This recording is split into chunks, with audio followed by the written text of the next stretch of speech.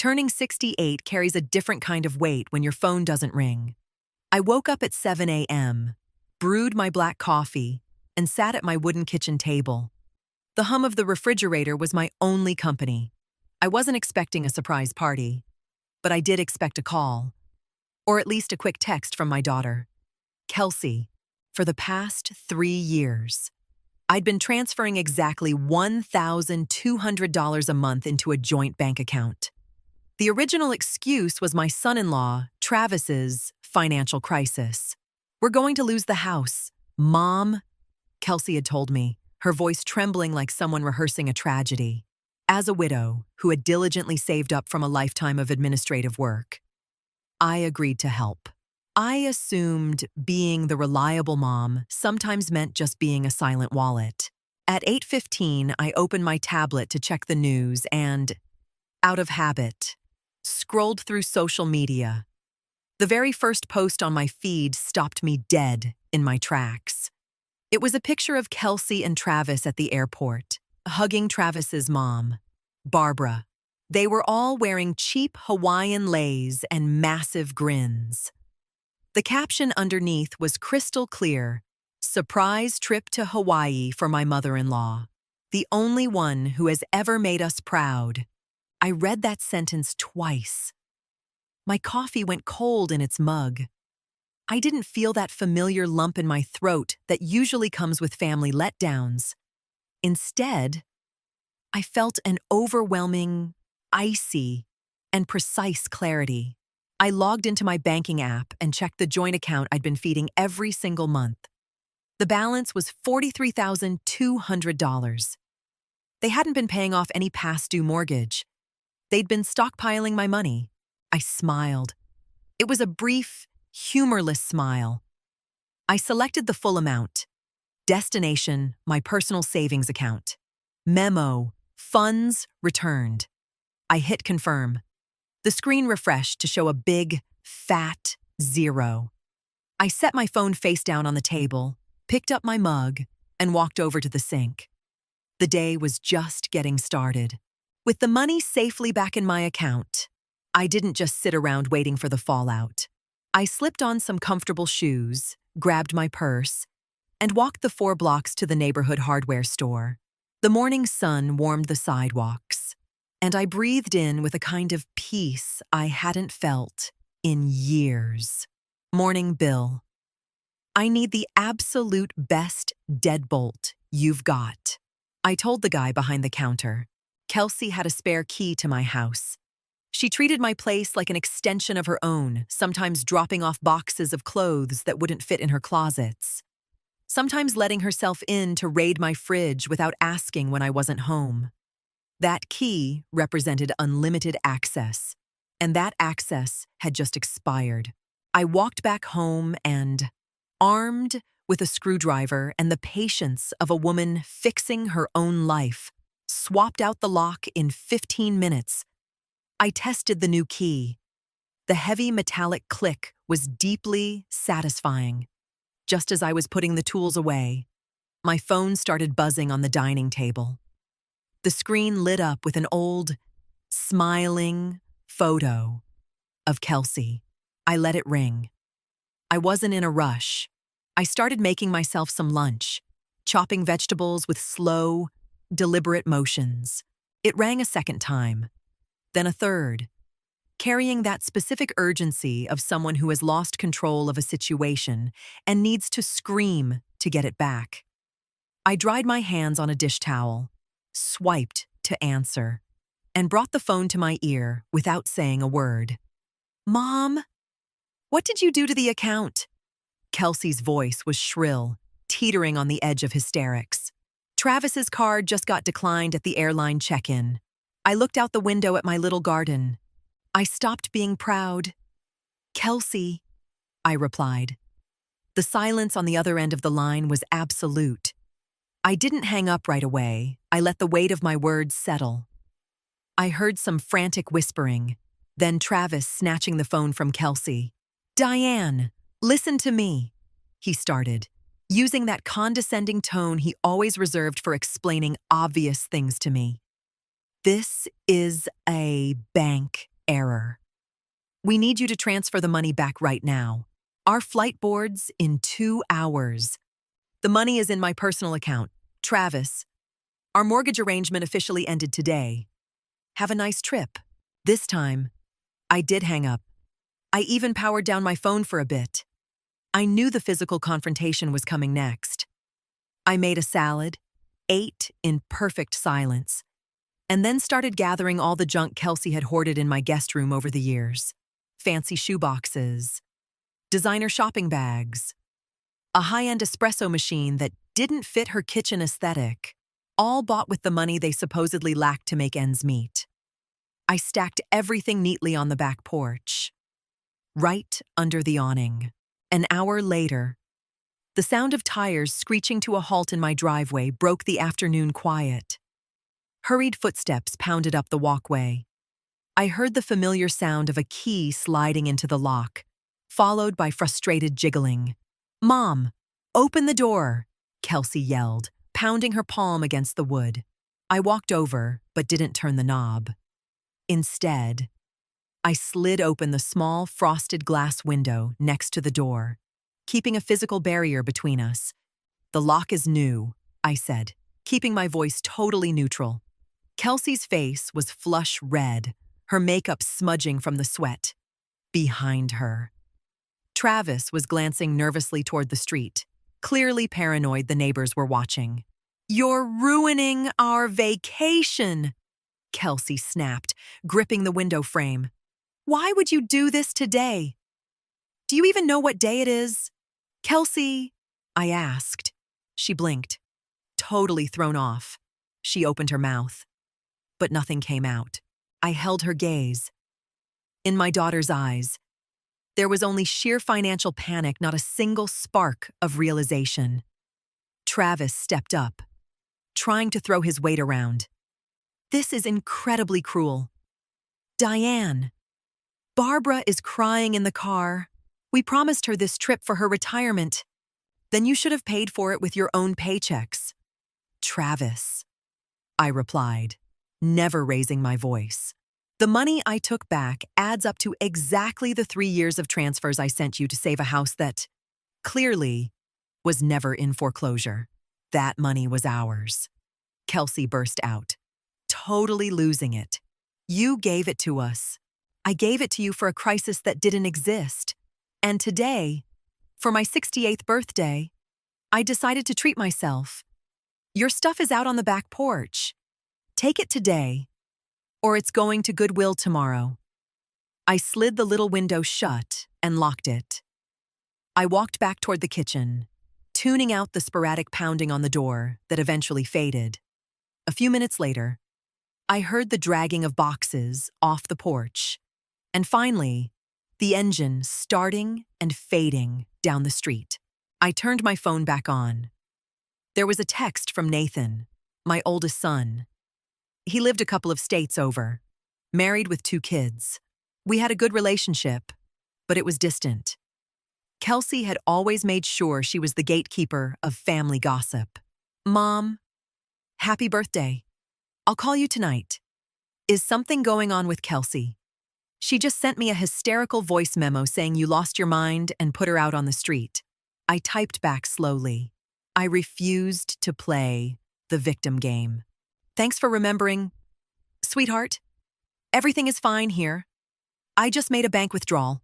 That's all. Talk tonight." I poured myself a glass of ice water.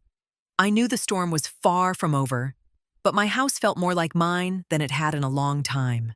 At 8 p.m., Nathan's FaceTime call lit up my iPad. I answered from the couch, the warm glow of my reading lamp highlighting my calm face. "Mom, you look good," Nathan said, though his brow was furrowed. "Kelsey called me 3 more times. She claims you stole her life savings and ruined Barbara's trip." I flipped the camera to point at my coffee table. I had printed out 3 years' worth of bank statements and lined them up perfectly next to screenshots of Kelsey's frantic texts, begging for mortgage money. Right in the center sat a printed screenshot of her Instagram post about the Hawaii trip. "Nathan, look at these numbers," I said, bringing the camera closer. He squinted at his screen. Several heavy seconds ticked by as my son's brain did the math and processed the betrayal. That's $1,200 a month, Nathan muttered. Mom, she told me 2 years ago that you flat out refused to help them. She said your pension wasn't enough and she was paying your electric bill. I didn't sigh. I didn't complain. I just gave a small nod. I pay my own electric bill, Nathan. Always have. Nathan rubbed his face with both hands. His expression shifted from confusion to a cold, hard anger. I've been paying Travis's car note since January. They swore to me they were about to file for bankruptcy because they were helping Barbara with medical bills. My heart sank for Nathan. The son Kelsey had manipulated into funding a lifestyle their own salaries couldn't support. Travis's car is a 2023 model. Nathan, I pointed out. I'm canceling that auto pay right now, Nathan said. His jaw clenched tight. Mom, I'm so sorry I didn't ask more questions. I should have asked questions too, honey, but we're cleaning house now. When we hung up, I knew Kelsey's house of cards had just lost its final pillar. 2 days later, the doorbell rang right at noon. I peeked out the window and didn't see my daughter. I saw Barbara. She was wearing an immaculate linen pantsuit, standing stiff as a board. I opened the door but kept the chain lock on. Diane, it's such a shame we have to meet like this. Barbara started, rehearsing a look of deep disappointment. I'm here to talk. Woman to woman, what you did to the kids is unacceptable. I unhooked the chain and swung the door open, gesturing politely for her to come inside. I wasn't afraid of a confrontation. Come on in, Barbara.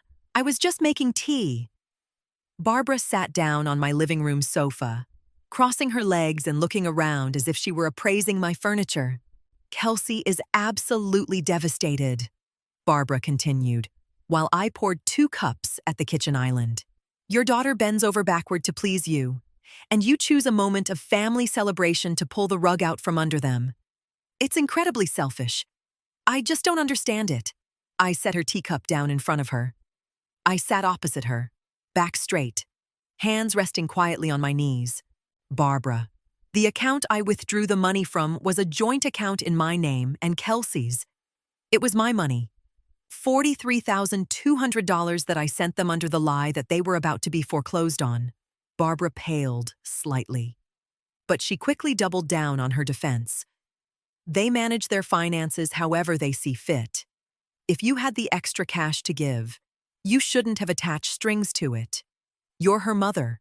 It's your job to support her. She is a wonderful wife to my son. Wonderful wife, too. And that's why you're so proud of her. I took a sip of my tea. I get it.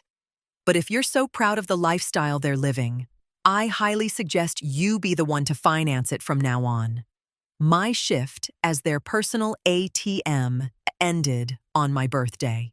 Barbara left her tea untouched, stood up in a huff, and marched straight out the door. I woke up the next day, completely energized.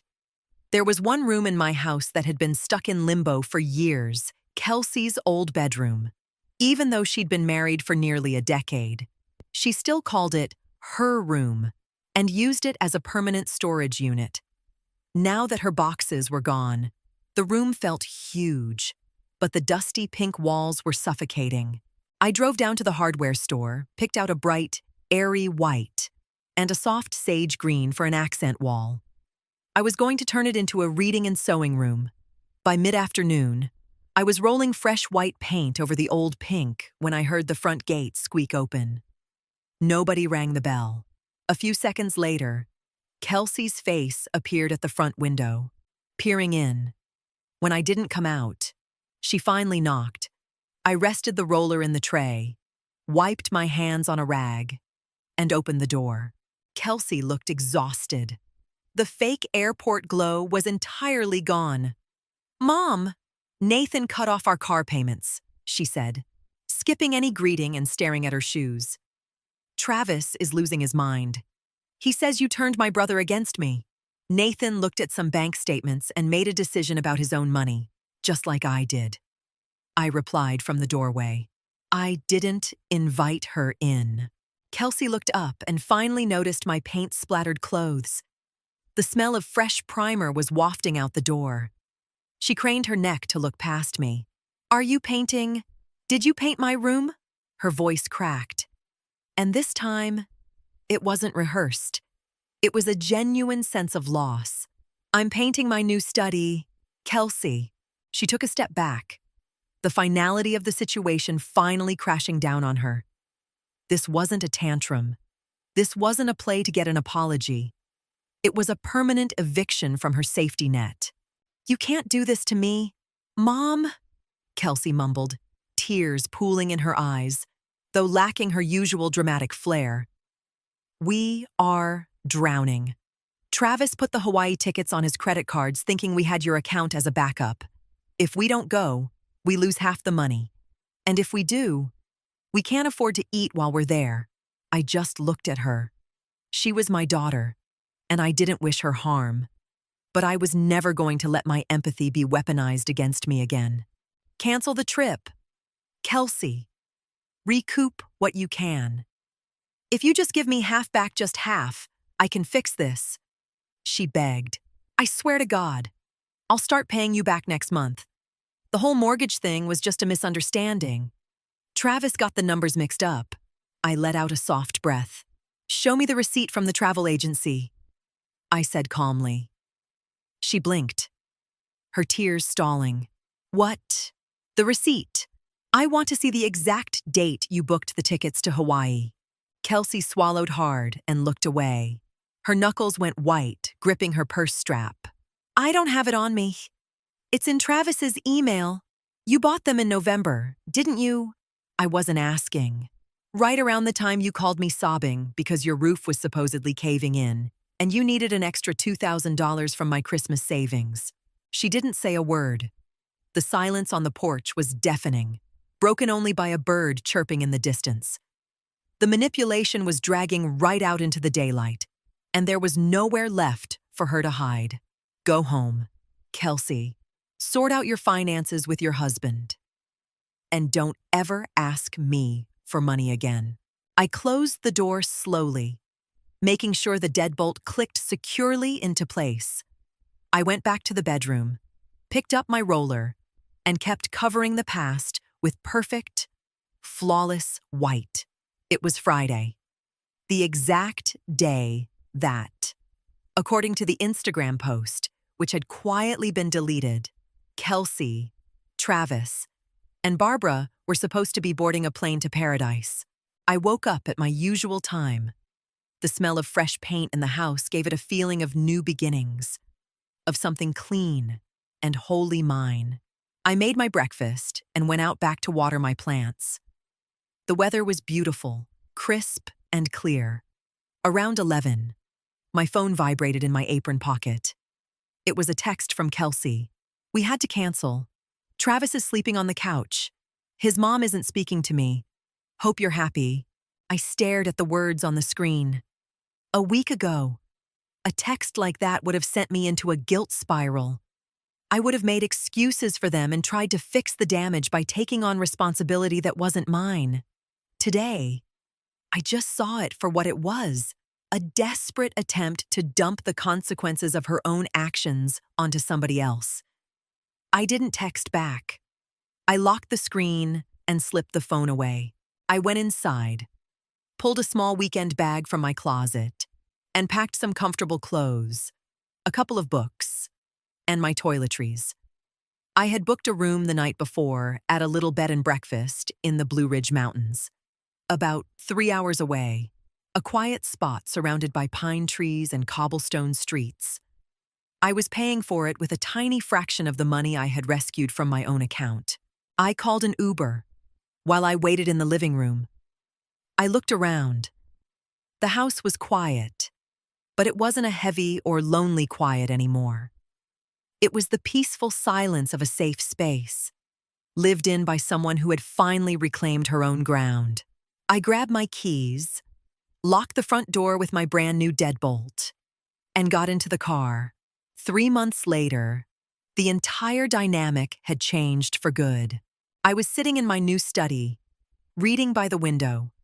The sage green wall looked beautiful against the late afternoon light.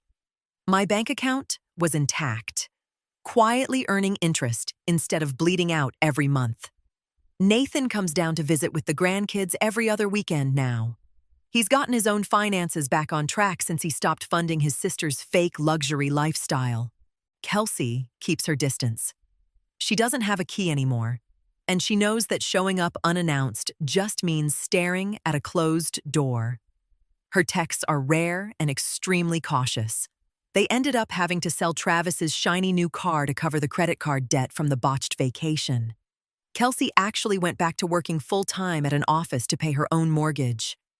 On a Tuesday afternoon, my phone rang. It was Kelsey. "Hi, Mom?"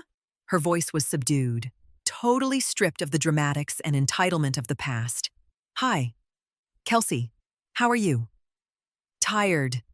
Just got off work late. I just wanted to see how you were doing and ask if, maybe, I could come over for coffee this Sunday. I'll bring some pastries." I closed my book, carefully marking the page.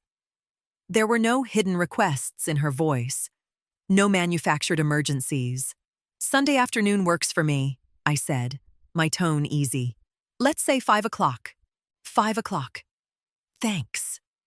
"Mom?" I hung up. I wasn't holding on to any resentment, but I wasn't naive anymore, either. We were rebuilding our relationship on actual reality, not on bank transfers and one-sided sacrifices. I smiled, took a sip of my warm tea, and went back to my book. My life belonged to me again.